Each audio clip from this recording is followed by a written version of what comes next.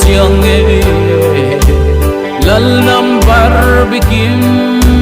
a her chuata hun hai lo tan chan har a ta e chatuan kwa avarta hun hai om lo fin nung nghe ya lal ram chu kaluata alim omin amoy mange nun chil ram ani ring nun tan ina har sa om lung ai na le mang an buai na thi na thengin akyang zota em ni nai la ve cha tui cha tra an zang zok si ka ring nun hi ral ni nei le top tin nei adin ni ma sala ka dun ta krista ato ni nei lo cha tuan ni in ka ding suan ka sin ring nun nghe ya lal ram chu kaluata alim omin amoy mange nun chil ram ani ring nun tan ina har sa tre om lung ai na le mang an buai na thi na thengin akyang zota em ni nai la ve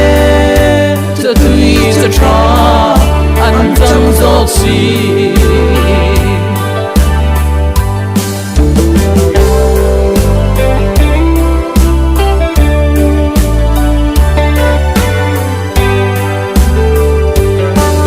chua ka kapian chan chu lal sak melan nan alo ni e ka di tin nun hilal pa ta na ni ka nun a ta lal pa nangi to ke ring nun nghe ya lal ram chu kaluata alim omin amoy mange nun sil ram ani rin tan hina har sa tre om lung ai na le mang an buai na thi na thengin akyang zota em ni la ve cha tui cha tra an zang zok si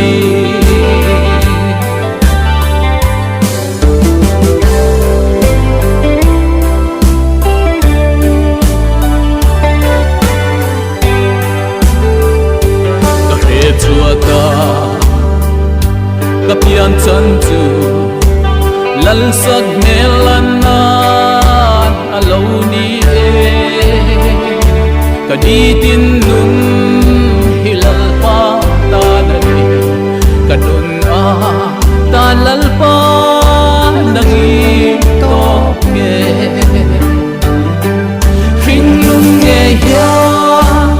lal ram chu kaluata alim omin amoy mange nun chil ram ani ring nun tan hina har sa tre om lung ai na le